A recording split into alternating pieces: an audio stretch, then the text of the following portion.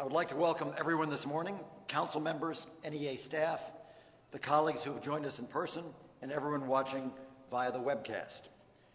For the record, the council members who are present are Museum Director Jim Ballinger from Phoenix, Arizona, choreographer Michael Campaniera from Hartford, Connecticut, Miguel from Hartford, Connecticut, singer-songwriter Lee Greenwood from Nashville, Tennessee, there's Lee, arts consultant Joan Israelite from Kansas City, Missouri, arts advocate Charlotte Kessler from Columbus, Ohio. I was just in Columbus with Charlotte. Writer Brett Lott from Charleston, South Carolina. Grammy winner Irvin Mayfield from New Orleans, Louisiana. Patron Stephen Porter from Washington, D.C., our local guy. Visual artist Barbara Ernst Prey from Long Island, New York. There you are. Film and TV executive Frank Price from Los Angeles, California. We regret that 4 council members could not attend today's meeting: Ben Donnenberg, Joanne Folletta, Terry Teachout, and Karen Wolf. Before proceeding further with this morning's agenda, for the record, may I have a motion to approve the minutes of the June council meeting? Is there a second? All in favor, please say aye. Any opposed? Thank you. Since the June council meeting, we've had 2 wonderful additions to our staff. Michael Kaloran, who will oversee our work with local arts agencies and Challenge America Fast Track. Michael was the director of Seattle's Office of Arts and Cultural Affairs. Beth Bienvenue has joined as our director of accessibility. Prior to joining us, Beth was a policy advisor for the U.S. Department of Labor's Office of Disability and Employment Policy. Please join me in formally welcoming them. Then, if you could stand too, that'd be great.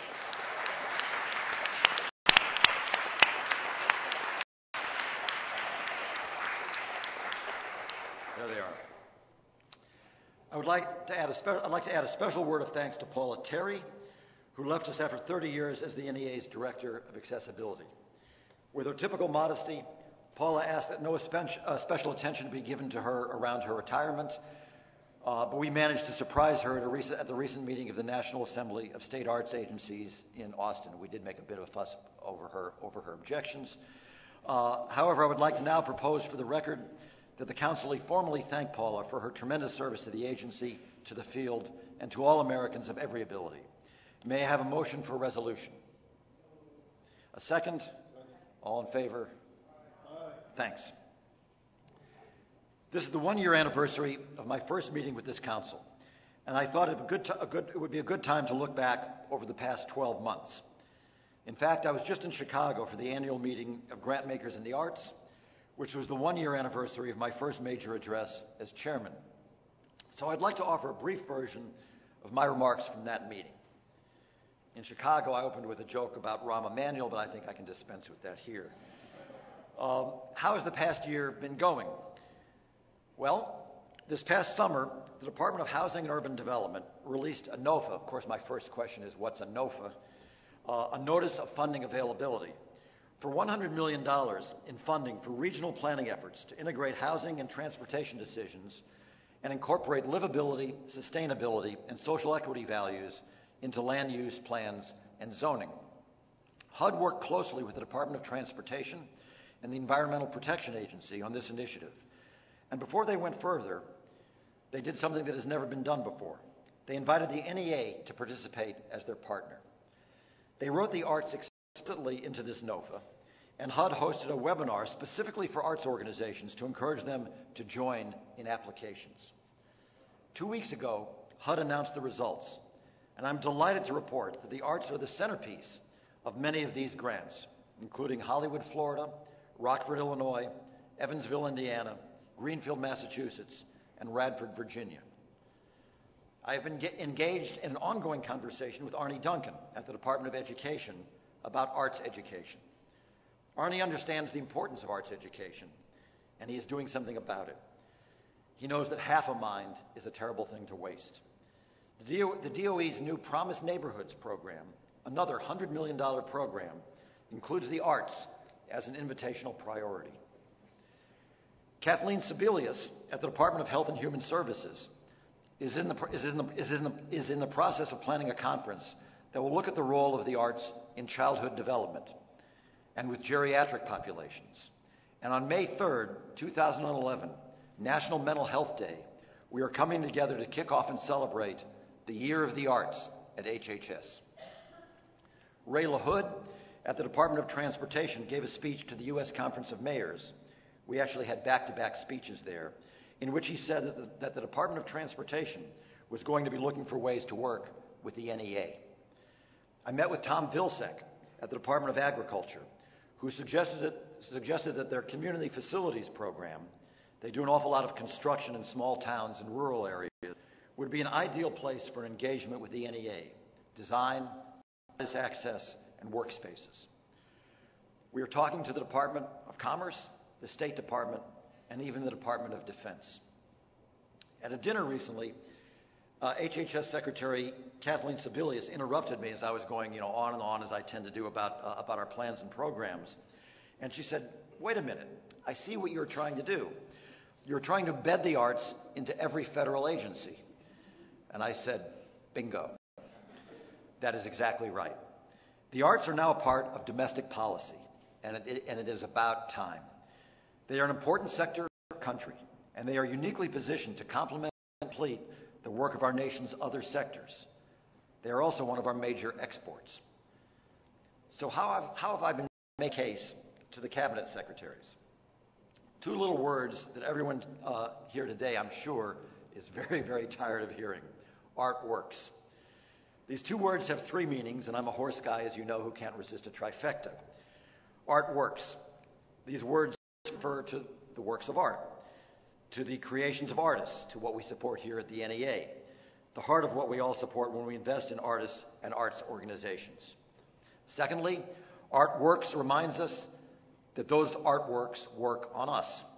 They work to change and inspire us. They spark our imaginations, challenge, confront, and comfort.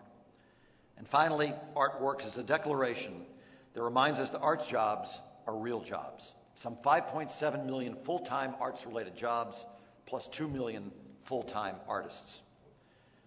I'm headed to Sacramento in 2 weeks, hometown of Lee Greenwood, and the Cultural Data Project reports that arts organizations in California have annual revenues roughly comparable to that state's convenience stores, which is great, but the arts do something that 7-Elevens don't. The arts don't make Slurpees, they make places.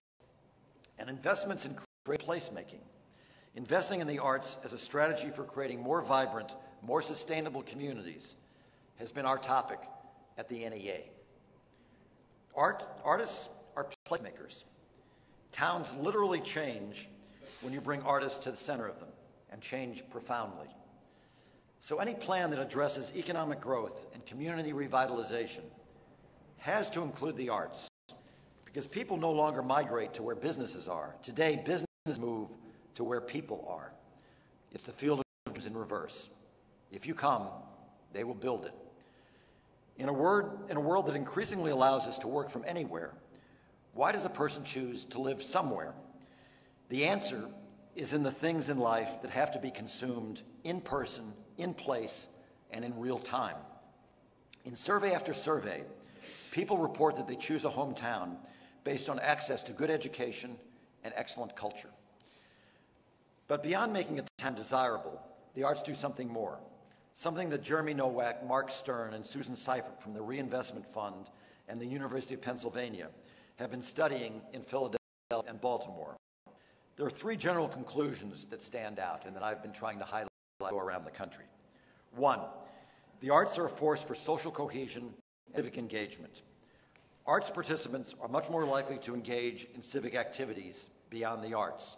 They vote, they volunteer, and as community participation increases considerably, the result is more stable neighborhoods. Two, the arts make a major difference in child welfare. Income groups with high cultural participation were more than twice as likely to have low truancy and delinquency rates. And three, art is a poverty fighter. Artists form clusters. Cultural institutions spring up near them. Arts lovers gravitate to them. Businesses follow. Businesses hire. The virtuous cycle continues. In addition to civic engagement, social cohesion, and child welfare, the arts also contribute to quality of life, foment creativity and innovation, create neighborhood identity, and revitalize local economies. And besides, the arts are also fun, magical, and transporting.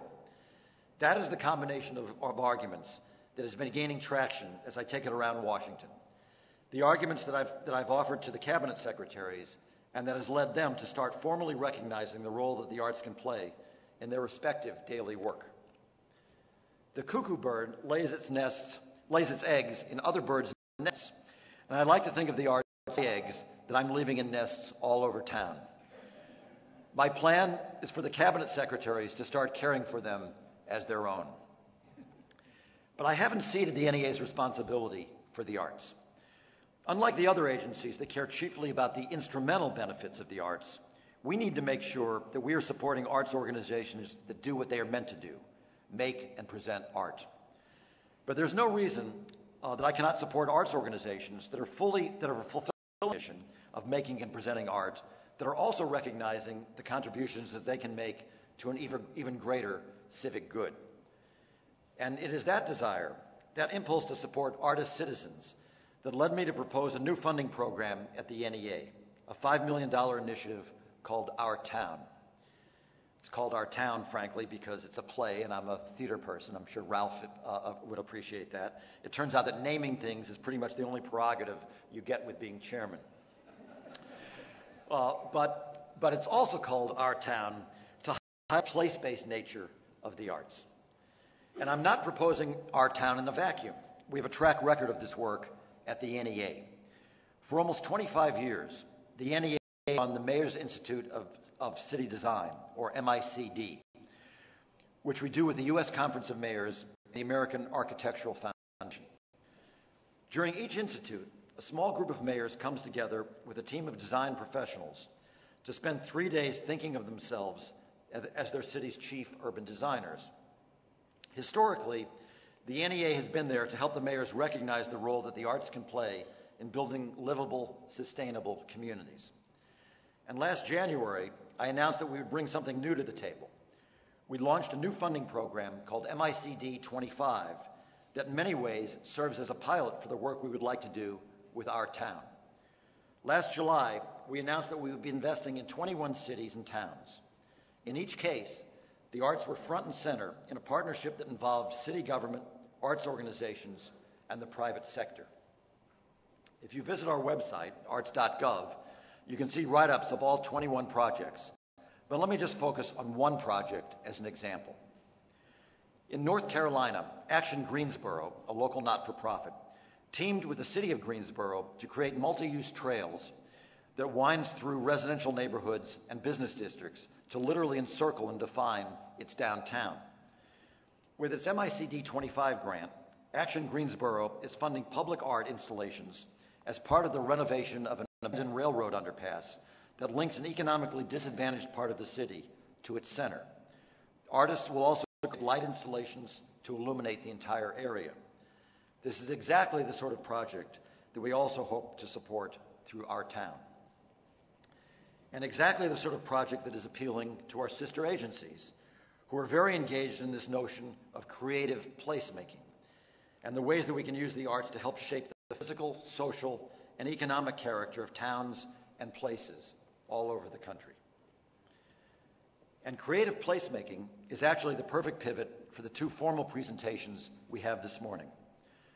For the first, I would like to ask Mario Garcia-Durham, our Director of Artist Communities and Presenting, to come up and present findings from the NEA's most recent study, Live from Your Neighborhood, a national study of outdoor arts festivals. We believe that this is the first ever comprehensive look at outdoor arts festivals, and one of the strongest findings from the work is the role that festivals can play in building and creating communities. So let me turn things over to Mario.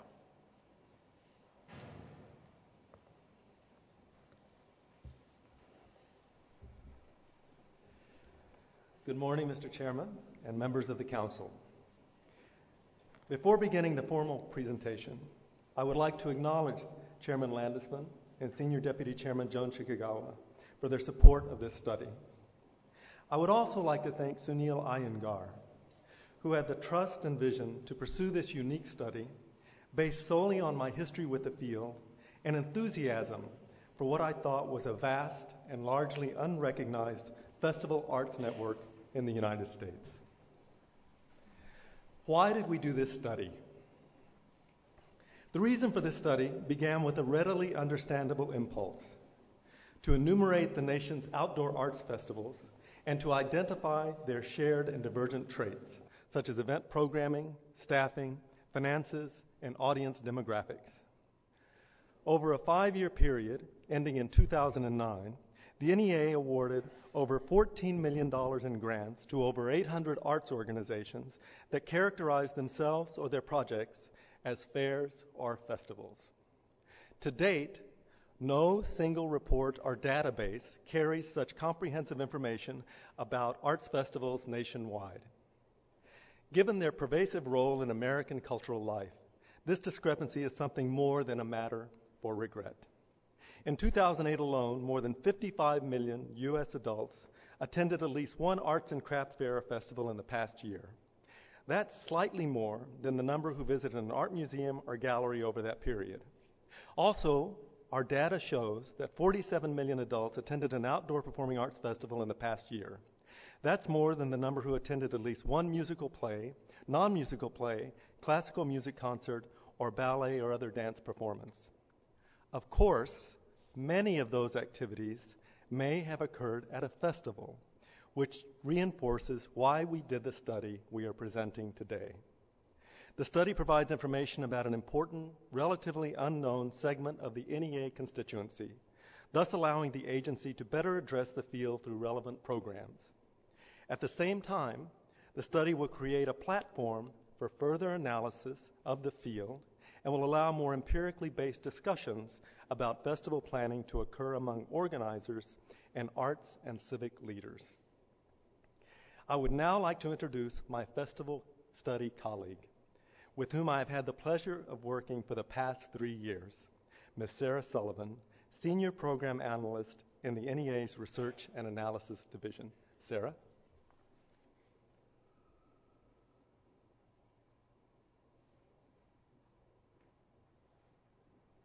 Thank you, Mario. I'd like to echo Mario's thanks to the chairman, Joan, and Sunil. It's been my pleasure to be involved in the study of outdoor arts festivals for the past 2.5 years, and I'm excited to share the findings of the study with you today. First, I'll explain the study methodology. Then, I'll discuss the study's main findings, which include the pivotal role that festivals play in providing access to excellent art and in introducing audiences to new types of art forms and genres. The study also highlights how festivals are integrated with and engaged in their host communities. You might be asking yourself, how could the NEA possibly survey all of the nation's arts festivals? To answer this question, I'd like to share with you how we conducted the study before launching into the results. The Outdoor Arts Festival study was a mixed method study consisting of a national survey and 7 case studies. The purpose of the national survey was to collect quantitative information from a broad array of festivals to provide a starting point for understanding the characteristics of outdoor arts festivals across the U.S. The national survey consisted of an online questionnaire that went to festival organizers. By far, the most challenging part of the study was identifying who to survey. There is no national list of arts festivals in the U.S., thus we had to build our own. With the assistance of several individuals and organizations, we compiled a list of 8,000 festival organizers. Most of the organizations came from the grantee and applicant lists and membership databases of the NEA, the regional arts organizations, the state arts agencies, arts service organizations, and state festival and event associations. Of the 8,000 plus organizations we contacted about the survey, over 2,400 festivals and festival producing organizations visited our survey site. Roughly half of this group met the survey screening criteria, which I will discuss shortly, and completed the survey. In the end, we collected data on 1,413 outdoor arts festivals. I'm going to give you a little more background about the study as I think it's important. Because of the focus of the study, outdoor arts festivals, there were 2 screener questions at the start of the survey. The purpose of the screener questions was to ensure that respondents held festivals that were arts and culture in focus and that were held outdoors. Thus, in order to qualify to take the survey, respondents had to indicate that they considered their festival to be arts and or cultural in nature, and that at least 50% of the events were held outdoors. The festivals had to meet both criteria in order to enter the survey site. The main festival survey consisted of 40 closed-ended questions. Question topics ranged from the number and type of events held at the festival to sources of revenue to the number of employees and volunteers engaged. As I mentioned previously, the size of the festival universe is not known. That is part of the reason why we conducted the study. However, this ambiguity and the opt-in nature of the survey precluded us from calculating a response rate. Thus, the survey participants do not necessarily represent the entire field of outdoor arts festivals. However, we can say with reasonable certainty that the survey participants reflect a major cross-section of the field. We know this because we conducted a mini-survey of 200 festivals. The purpose of the mini-survey was to determine the extent, if any, to which the survey was biased by non-response.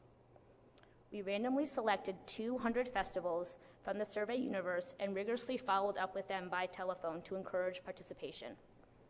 Ultimately, 74% of the festivals in the mini-survey participated.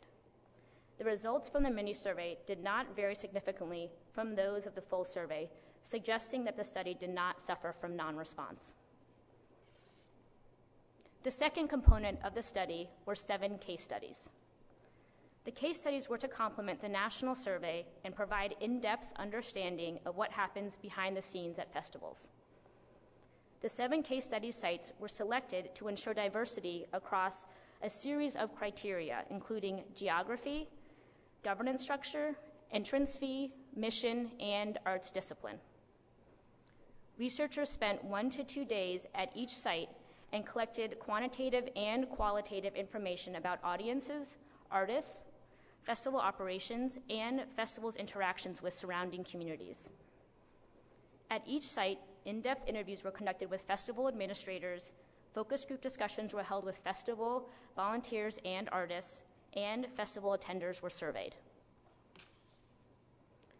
The 7 festivals that were chosen as case study sites are Chicago Jazz Festival in Illinois, Dumbo Art Under the Bridge in Brooklyn, New York, Houston International Festival in Texas, Lowell Folk Festival in Massachusetts, Piccolo Spoleto in Charleston, South Carolina, Santa Fe Indian Market in New Mexico, and Tamajavi Festival in Fresno, California. Pictures from the case study sites appear throughout the presentation. Now for the study findings. There are 2 main takeaways from the festival study.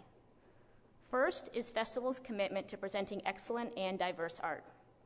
This is demonstrated in the policies and procedures festivals put into place to ensure audiences have access to high quality and diverse arts experiences. And by diverse art, I mean the multiple genres, variety of aesthetic experiences, and different art forms on display at festivals. Second is festivals' integration and engagement in their host communities. Festivals have a symbiotic relationship with communities. They provide public access, easy and low-cost access to the arts. They also rely on their host communities. Festivals depend on funds and services from local government and businesses and are run by armies of local volunteers.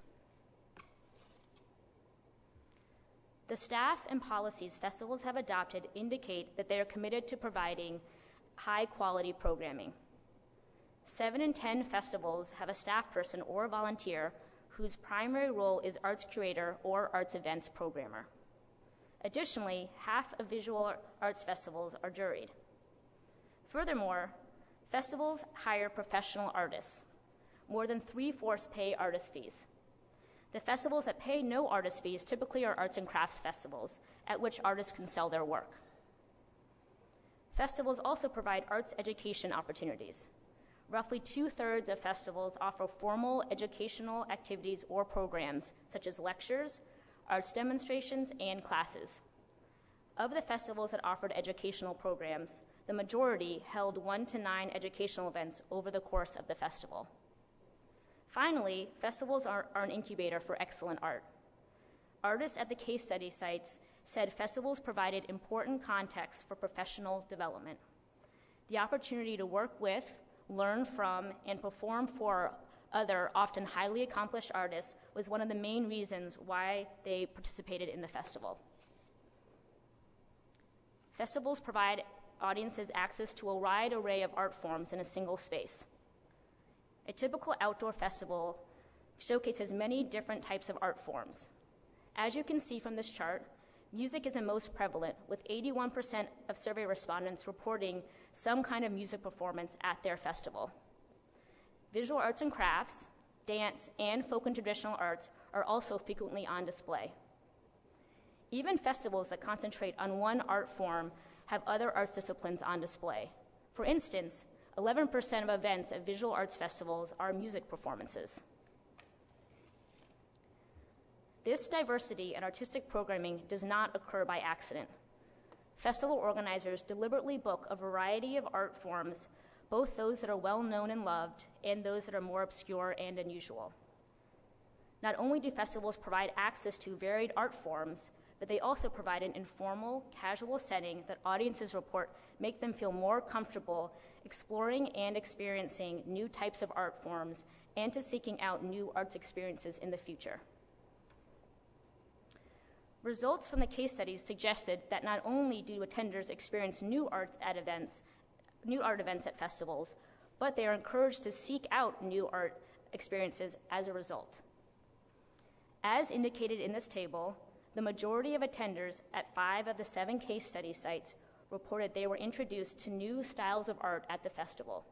For instance, at the Tamajavi Festival, 83% of attenders said they had been introduced to new types of art at the festival. Festival attenders at all the case study sites said they would seek out new arts events after attending the festival.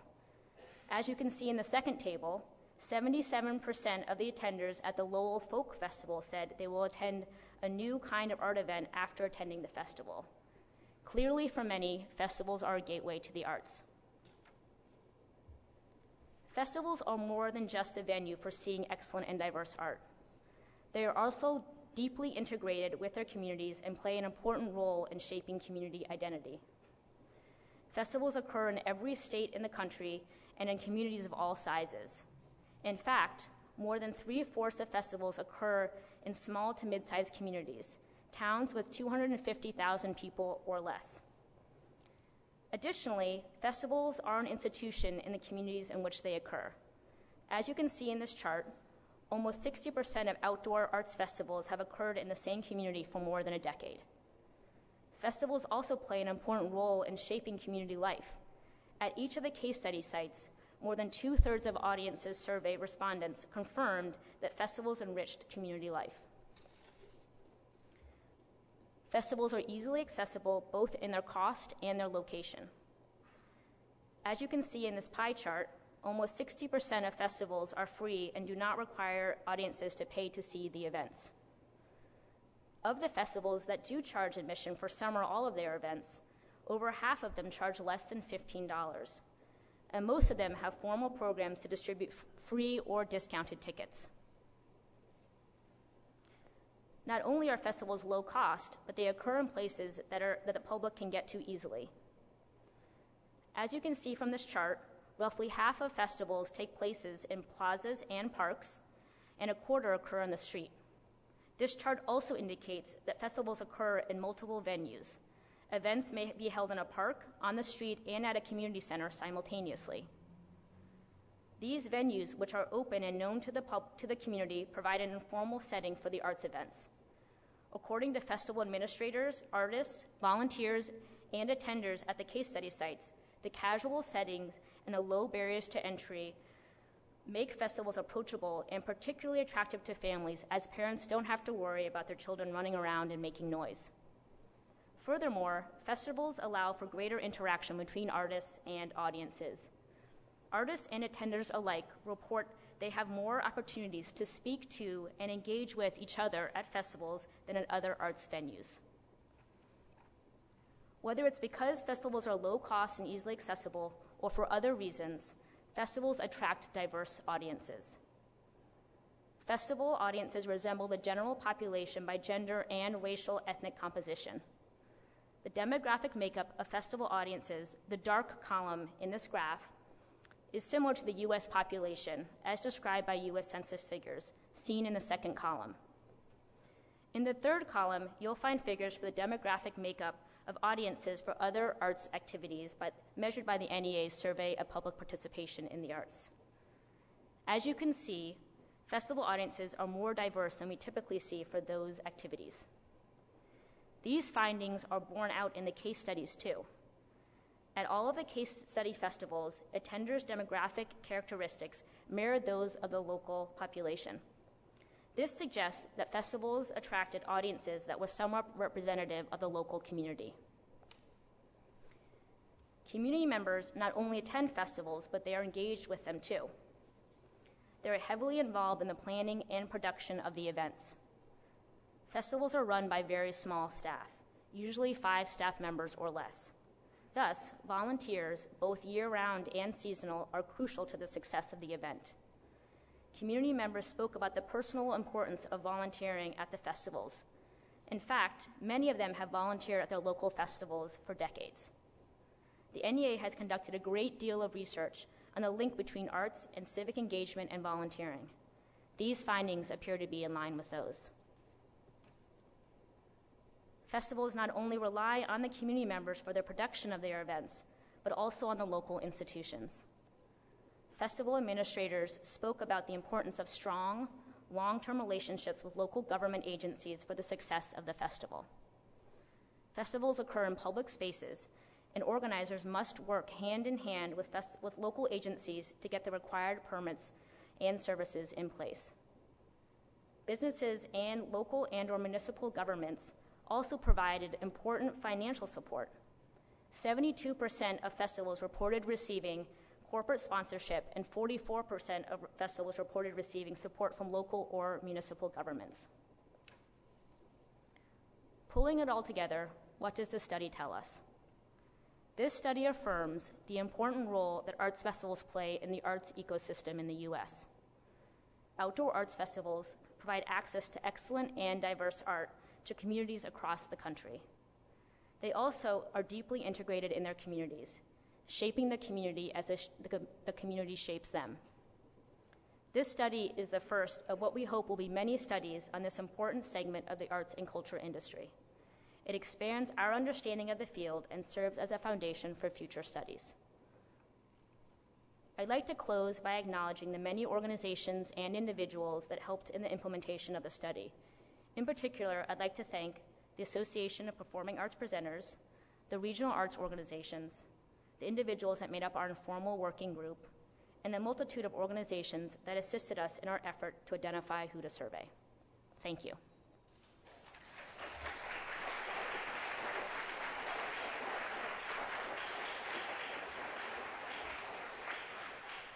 Thank you very much, Sarah. And I'd like to let everyone know that you can get copies of that report at our website at arts.gov. We have invited 2 respondents to our study. And first, I would like to introduce Ms. Jennifer Pickering, Executive Director of the Lake Eden Arts Festival, also known as LEAF. The Lake Eden Arts Festival is based in Black Mountain, North Carolina, and has established a reputation as being one of the best festivals in the Southeast. Indeed, the Washington Post recognized it in 2001 as the best cultural mix and match festival in the nation. The home of the festival, Camp Rockmont, has an intriguing history. Prior to becoming a camp in the 1940s, it was the site of the historic Black Mountain College.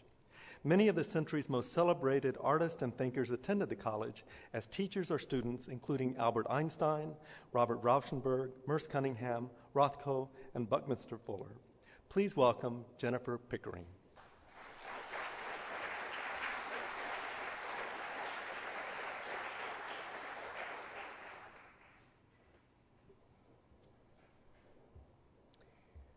Festivals are a wonderful way to experience the best of life and cultures.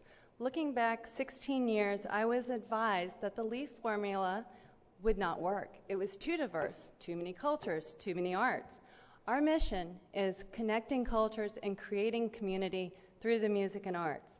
The NEA report on outdoor festivals confirms that our intuitive instincts were the direction that festivals were going. In talking with Neil of the National Black Arts Festival, we both agreed that the report resonates with our festivals, even though both are extremely different in size and place. In response to the national study of outdoor festivals, it seems only appropriate that we travel to a festival that embodies a majority of the findings of this study. As executive director, I need, of course, my festival tools. Walkie-talkie, never go to a festival without it. My staff hat, so I'm easily recognizable. And of course, excellent staff members by your side, my development director, Erica Bell, in the audience. So let's go to LEAF. Thank you for researching the magic of festivals. This unique form of gathering transcends elements that divides. Festivals bridge cultures and bring people together in a relatively low-cost, high-impact manner. Collaboration is the key. Together, we are all stronger. LEAF is set apart in size and place. A small festival of 6,000 people on site each day, with a big outreach vision of over 60 outreach programs annually.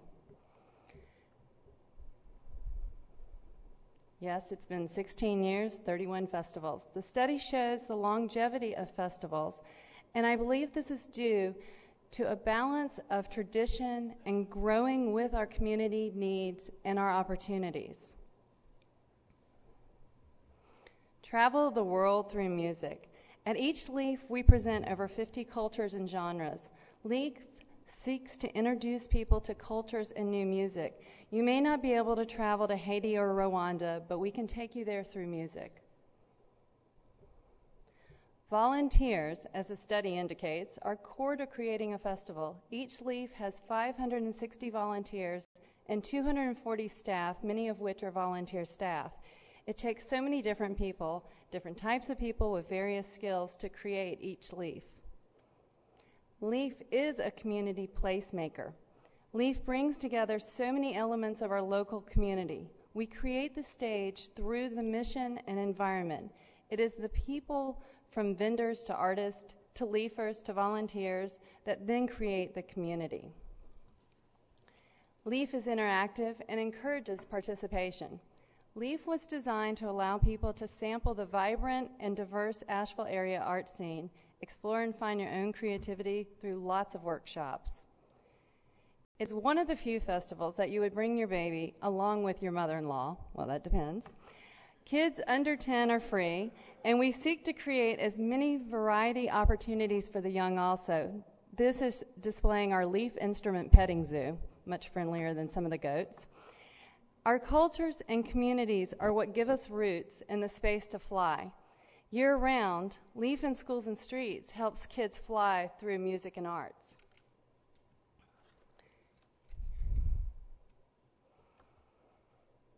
LEAF in Schools and Streets creates over 50 educational and enriching outreach cultural programs each year. We have over 40 local partners. As the report states, festivals are integral to their communities, and collaboration, again, is key. Festivals have the opportunity to expand beyond their core event.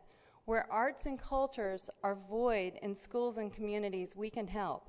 We have the resources of the artist, and we have the support of the community. LEAF in Schools and Streets has a variety of different program models to meet the needs and opportunities of our community youth and of our local artists.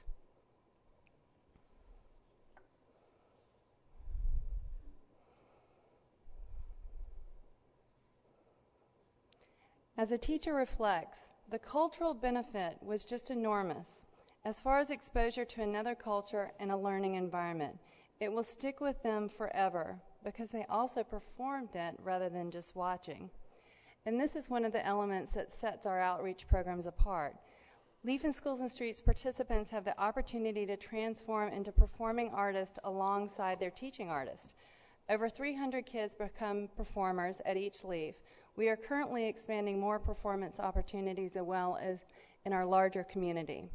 Since 2004, over 23,000 youth have been part of LEAF in Schools and Streets. High impact, low cost. LEAF believes it is important to first reach out in our own backyard, and then we can expand. So we went global.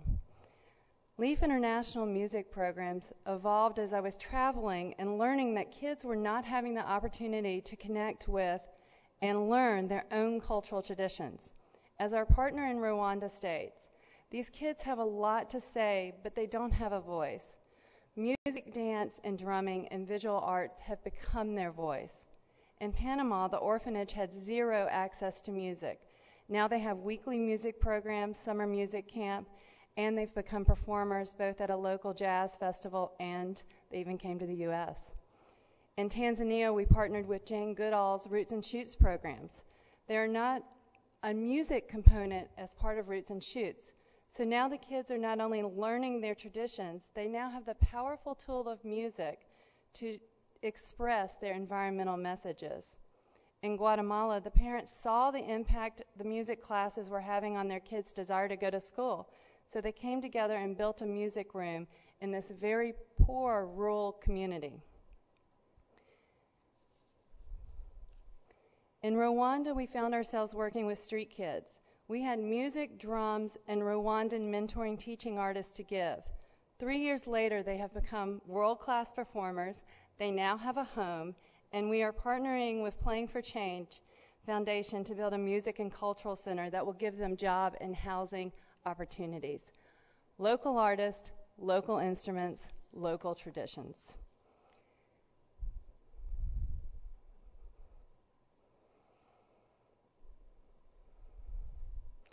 Expresiones Latinas was supported by an NEA grant.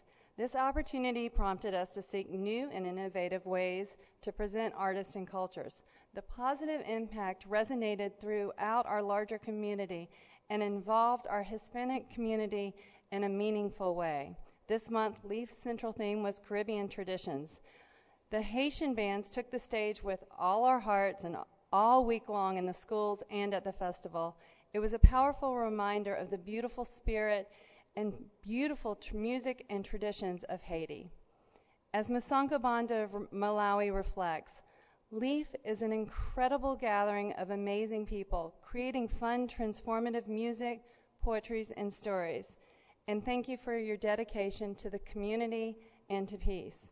And thank you to the NEA for your dedication to the arts and to festivals.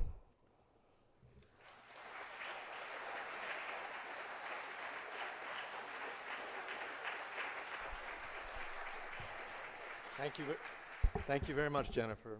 I would now like to introduce our last respondent, Mr. Neil Barclay, the president and CEO of the National Black Arts Festival based in Atlanta, Georgia.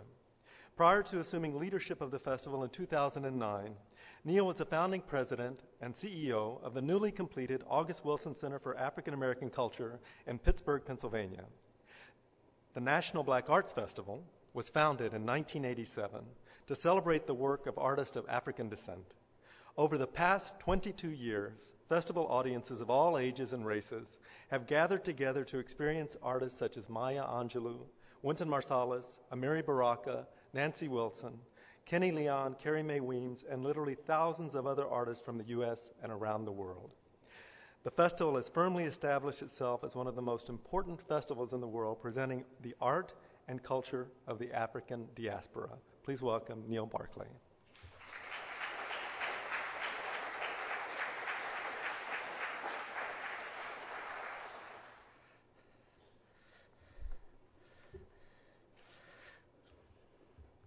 Thank you to Chairman Landesman and the National Council for commissioning this critically important study on outdoor festivals. Also, thank you to my longtime presenting colleague, Maria Garcia-Durham, for inviting me to reflect on this study's findings. And finally, thanks, and I must say congratulations, to Sunil Iyengar and Sarah Sullivan for the landmark study they have created for the cultural sector, a study that, in my view, is long overdue and much needed validation of the important work done by my colleagues and communities throughout this great country of ours. A little aside note for those of you who are visual learners, many of the presentations, they have had PowerPoints that have followed the remarks that are being made from the podium. Mine do not. So you can look at the pictures, you can listen to me, or you can just drift off into your own worlds if you'd like. The National Black Arts Festival is known throughout the world by the moniker of NBAF. It has enjoyed a long-standing relationship with the Arts Endowment. We were founded over 22 years ago, in part through a special grant from the endowment, which joined the city of Atlanta and the Fulton County where we live to create one of the world's most treasured celebrations of the arts and culture of people of African descent. As such, NBAF counts itself among the 60% of outdoor festivals that have occurred in the same community for more than a decade, or in our case, for more than 2 decades. As is the case with many of the festivals who have participated in your research study, and we were among them, we too depend on the funds and services of our local government and businesses, including such notable corporations as Coca-Cola, UPS, Bank of America, and Delta Airlines, all of whom have been supporters of the festival since its inception. I was heartened by the research findings that highlighted festivals' commitment to presenting excellent and diverse forms of arts, a commitment we share. This past year, NBAF was the recipient of an American Masterpieces grant for our landmark revival of what must be referred to in deference to the chairman's theater background as the Scottish play. For those of us foolish enough to utter the name of Shakespeare's final tragedy in public, NBAF's new multimedia production of Macbeth will be based on the seminal 1936 production directed by a young Orson Welles with an all-black cast. Ironically, that production, like ours, was set in one of the most troubled places still to be found in the African diaspora, Haiti. In truth, NBAF is emblematic of much of the study's findings. We are a multi-genre, largely outdoor celebration of the arts that, like 82% of your survey's respondents, has at its heart music. In our case, the music of the African diaspora in all of its glorious forms. From concerts by the Atlanta Symphony at Ebenezer Baptist Church, the pulpit of the late Dr. Martin Luther King, to our most recent Legends celebration, which paid tribute to Curtis Mayfield, an artist who provided the soundtrack to the civil rights movement. Music is at the heart of what we do. But our festival also celebrates all that is new and exciting about the diverse art forms of one of the world's most emulated cultures. We present and commission new dance works by some of the world's most renowned choreographers. We are the southern home of Los Angeles' Pan-African Film Festival and have assembled major juried exhibitions which have included some of the most renowned visual artists of our time. For years, the festival's posters were created by visual artists, including Elizabeth Catlett, Faith Reingold, Sam Gilliam, and Radcliffe Bailey, among others. We host a major outdoor international marketplace comprised of over 100 artists and craftsmen from throughout the globe, and an indoor juried marketplace of 80 fine artists. We add immeasurably to the economic vitality of our community by providing much-needed opportunities for these artists to market their creations to an audience of well over 100,000 visitors this last year alone. One of the major findings of your study highlights the symbiotic relationship that our festival and others have with their community. Our festival takes place in Centennial Olympic Park, a venue created as a gathering place for the athletes and their admirers who participated in the 1986 Olympic Games. Indeed, 46% of your festivals are situated in public parks and spaces. We also have over 400 community volunteers who work with our festival each year, echoing the research studies finding that 77% of the festivals have seasonal volunteers.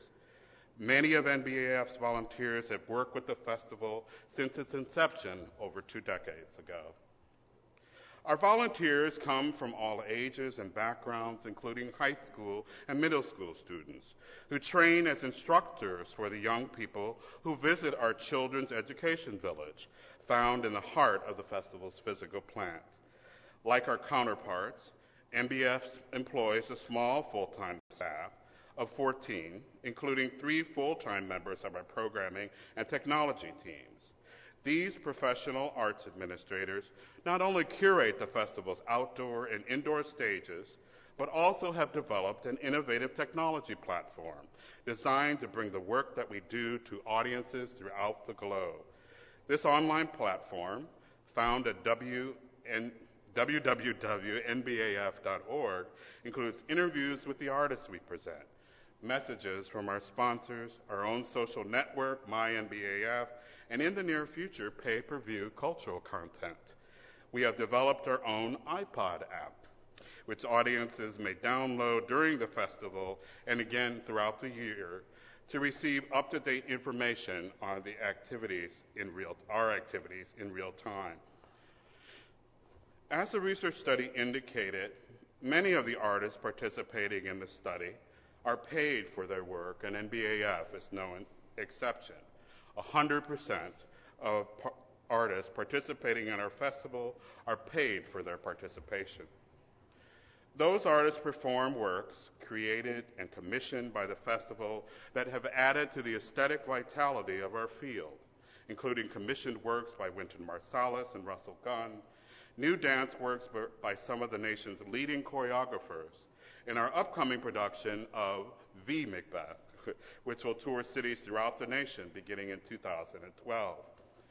Our relationship with our community led us to create a year-round educational program, including a children's educational village led by high school and middle school students for their peers, study tours for teachers, and public programs designed to enhance our audience's understanding and appreciation of the work we present.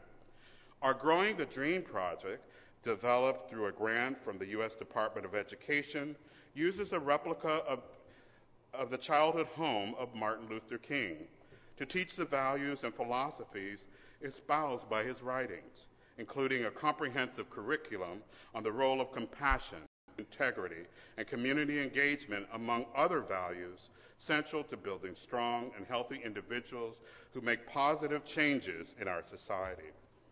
In summary, we are a free and ticketed outdoor celebration of all that is great and good about our community. We present work of the highest artistic quality that is disseminated not only to our own community, but to communities throughout the world.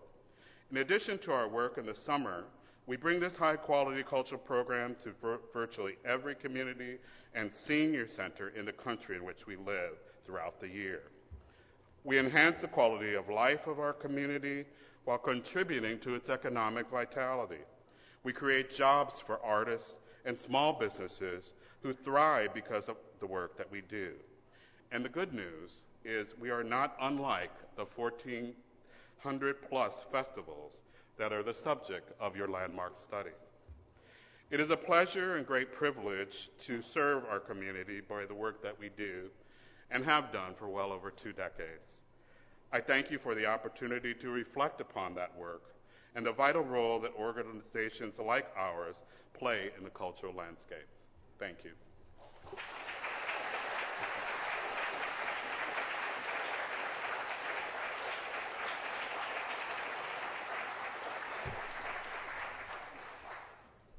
I want to thank our festival practitioners, both Jennifer and Neil, for commenting on the study and sharing their experiences.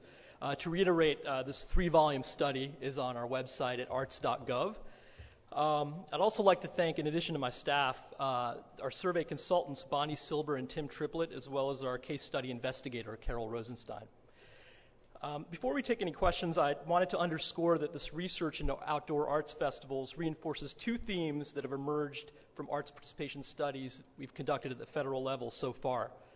One is the public appetite for arts activities, venues, and experiences that we might call informal. And two, as Sarah termed it, the symbiotic relationship between arts organizations and their communities, the importance of place. We'll be hearing about creative placemaking shortly, but I want to expand on the first observation.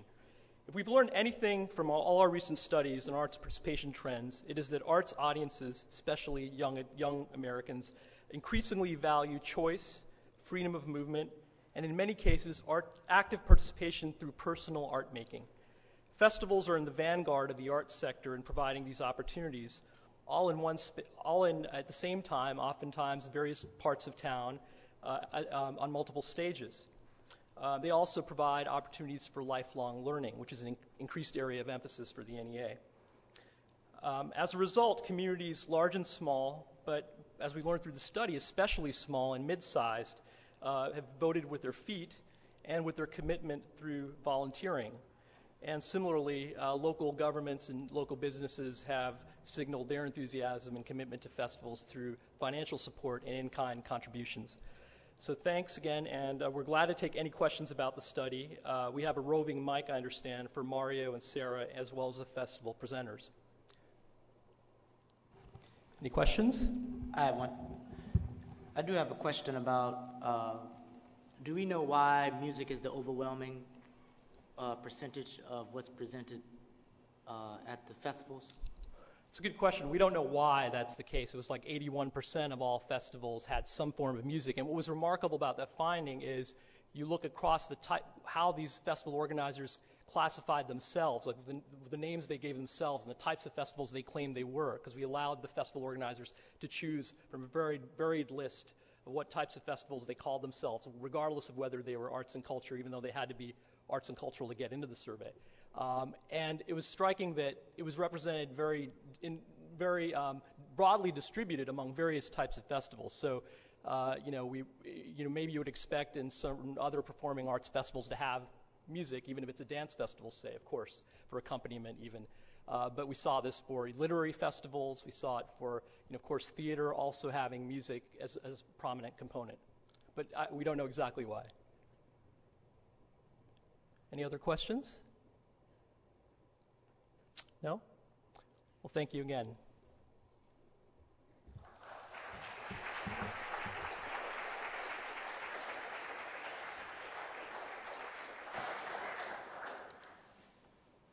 Thank you, Sunil, Mario, and Sarah. And a special thanks to Neil and Jennifer for joining us today.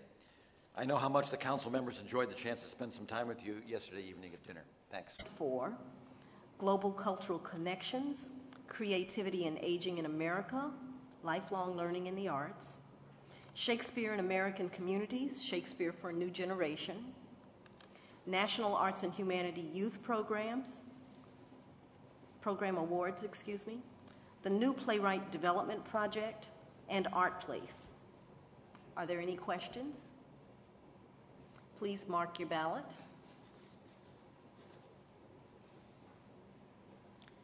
Literature fellowships provide writers with the time and means to create new works. Fellowships of $25,000 each are offered to creative writers in poetry and prose in alternating years.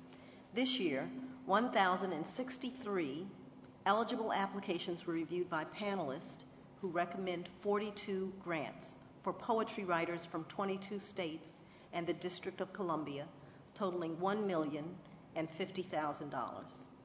Are there any questions or comments from the council? If not, please mark your ballot. Finally, there are several projects under the Awards Update tab in your council book.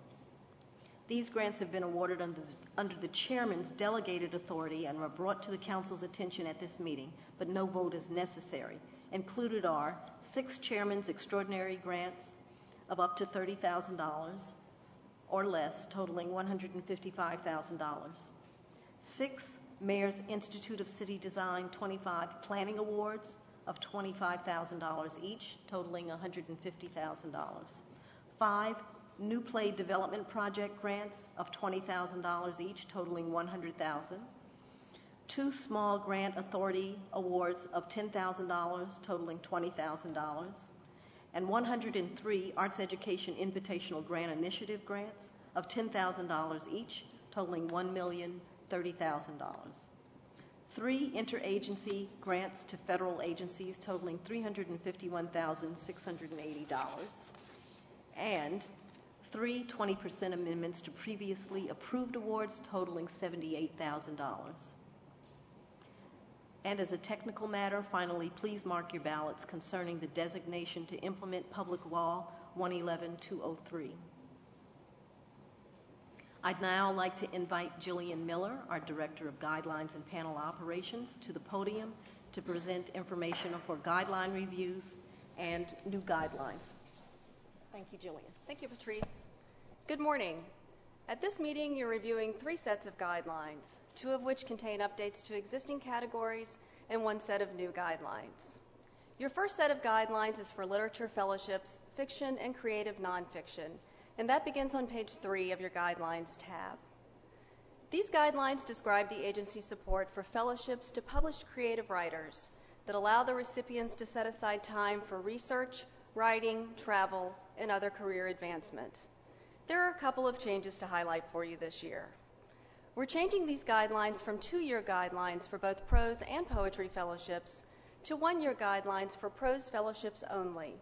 This will allow us to make more responsive updates to changes in the field.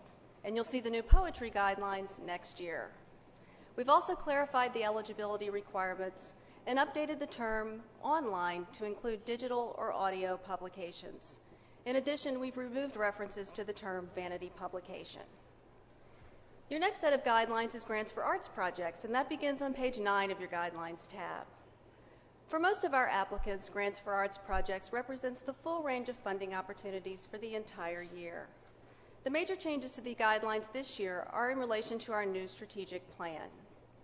In the past, these guidelines have offered support through 3 categories: access to artistic excellence, learning in the arts for children and youth, and Challenge America Fast Track.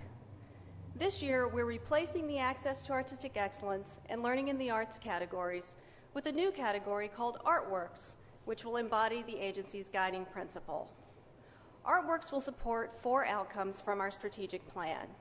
And after listening to Chairman Landesman this morning, I realized we don't quite have an Artworks trifecta. So we're going to call it 3 outcomes and 1 bonus outcome. And they are creation, the creation of art that meets the highest standards of excellence; engagement, public engagement with diverse and excellent art; learning for lifelong learning in the arts; and livability for the strengthening of communities through the arts. The types of projects supported in the past will continue to be eligible. And within those 4 outcomes, we'll be encouraging innovative projects. In general, we're defining innovative projects as those that may prove transformative and that are distinctive and offer fresh insights and new value through unconventional solutions and have the potential to be shared, emulated, or lead to other innovations. To ensure that innovative ideas are supported, we're going to require that consortium applications be for innovative projects. A consortium application represents an exception to our 1 application rule and is a partnership of organizations working together on a shared project. So, organizations that have been applying to access to artistic excellence will apply to Artworks, and organizations that have been applying to learning in the arts also will apply to Artworks through the arts education discipline. The arts education discipline will support pre-K through 12 curriculum-based projects that align with state or national arts education standards.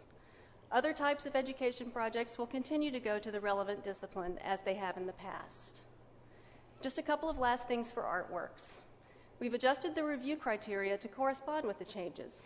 We've also adjusted our grant range from $5,000 to $150,000 to generally $10,000 to $100,000 to reflect the current funding trends. The last category in these guidelines is Challenge America Fast Track. This category will still be available and has been updated to reflect the strategic plan as well. This year, in order to ensure that Challenge America funding reaches new organizations and communities, We're implementing a policy to limit consecutive year funding. If an organization has received a Challenge America grant for the last 3 years in a row, it may not apply to Challenge America this year. It may apply to other categories such as artworks.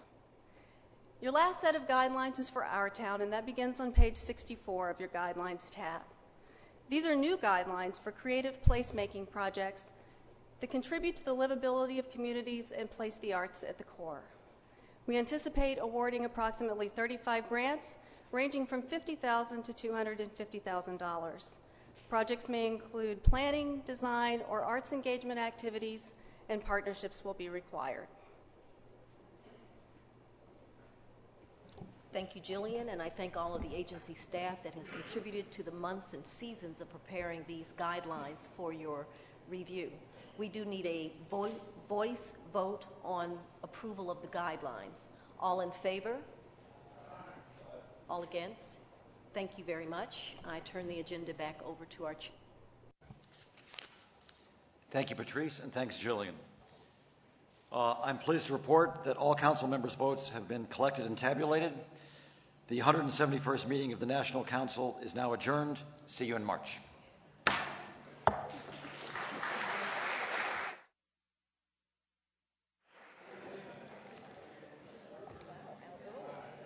Pretty good. Impressive.